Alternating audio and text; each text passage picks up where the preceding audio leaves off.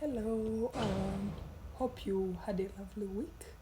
Yes, this week's word is not just a verse, it's the whole chapter. It's coming from 1 Samuel chapter 25, and I'll first share the lessons. The lessons that I'm learning from this is, first of all, to let God carry on my revenge in anything. Like any avengers that I want, I let it to God, and you should also let it to God, and also to always listen to the messengers and the messages that God gives or sends us through any means. And that is lesson number 2. Lesson number 3 is that God always saves us through in ways we cannot imagine, even in situations we don't know about. God saves us through things we don't know that are even happening. And now let me explain it further. So in this verse, it's talking about, it has 3 characters mainly. There is David, Abigail, and Nabal. David is our David. Then Nabal is a rich, wealthy, arrogant man whose name Nabal means fool. And indeed, in this chapter, he's portrayed as a fool. And then Abigail is a beautiful, wise lady who happens to be Nabal's wife. But later, when he dies, she becomes David's. But anyway, let me go in depth of this. So David sends his servants to Nabal, and Nabal insults David through his servants. Of course, he insults David. So when David hears of this insult, he's angered, and he vows to deal with the whole lineage of Nabal. He says in verse 22, "May God deal with David, be it so severely, if by morning I leave alive one male of who belonged to him," that's to Nabal. So this is a vow that he's making. Mind you, he's saying all this out of anger, and he's acting all this not as the David, not as the messenger of God. He's acting all this by himself. Yes. So anyway, as all this is happening, as the anger is going on, one of Nabal's servants runs to Abigail and requests her and tells her everything that has happened, and also requests her to do something about it, because disaster is about to occur. So as the wise wife that she is, she goes and pleads. She prepares gifts for David, and then she gets on her donkey and rushes to meet David. So they meet halfway, they meet halfway as David is coming with his 400 men. They are coming to kill, to destroy Nabal's lineage, and they meet this lady. So as they are coming, she just gets off her donkey. When she sees David, she gets off her donkey, bows down, and asks for forgiveness on behalf of her husband. In verse 25, she says, pay no attention, my lord, to that wicked man Nabal. He's just like his name. His name means fool. As for me, your servant, I do not see the men that my Lord sent." So she asks for forgiveness.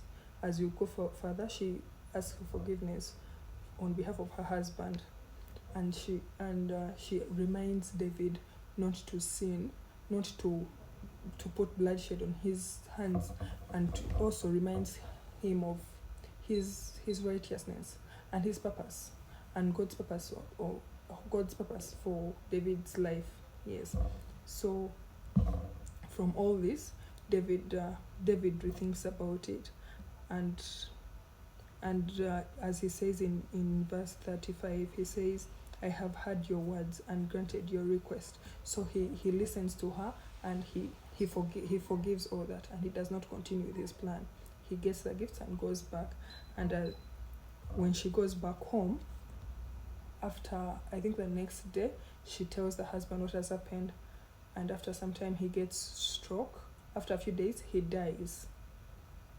Yes, he dies. So when he dies, the news gets to David, and David in verse 39 says, "Praise be to God, who has upheld my cause against Nabal for treating me with insult. He has kept his servant from doing wrong, and he has brought Nabal's wrongdoing down on his own head." Yes. So we are seeing all this. First of all, sometimes someone may wrong you and you want to revenge so bad, and you're willing to do everything out of anger. My dear, you're going to sin. You're going to commit sin. You're going to damage your own righteousness because you want to hurt someone. Meanwhile, this person who has angered you, who has wronged you, God is also watching.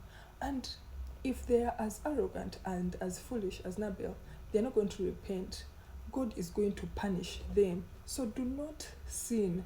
Do not sin in revenge. Let God do this whole revenge thing for you. And also, as you see, God sent Abigail to stop David from sinning. Like through her words, he stopped her from continuing with his plan that was going to cause bloodshed. And so God also sends all of us messages. He sends messengers. Sometimes we just don't listen. Sometimes we don't know how to interpret. So we should just ask God to enable us, to give us the wisdom to interpret his messages, and to also keep us more and more and more and more away from sin, and to let God carry on all the revenges. When someone wrongs us, let's leave these things to God. God is going to purposefully to handle the wrongdoers, and also us, we are going to move our righteous lives without dealing negatively with the other people. And also, my other lesson, the one about God using some other people to save us. Yes, God used Abigail in this chapter to save a whole lineage. As you have heard, David's plan was to go and kill all of them, all the men in the family. The whole lineage was going to die because of one person's action, one person's insults. So God used Abigail, because if she had not met David, all these people were going to die. But God used her to stop this. I pray that God uses someone in your life. God uses something in your life to stop the evil that is coming towards you. Sometimes this evil is coming to you, and you don't even know where it came from. Some things are from your past. Some things are from your great-grandparents. You don't know the cause. You don't know the history. Things just happen. So God is saving you. God is saving you. God is sending a messenger. God is sending a messenger to save you from any wrongdoing. God is being too good to us, as he has always been. So hope you carry this with you this new week, and hope it impacts on you positively and purposefully, as we leave all revenge to God. Forgive and let go. Let God handle all your enemies. Let God handle all your issues. Bye bye. Have a nice week.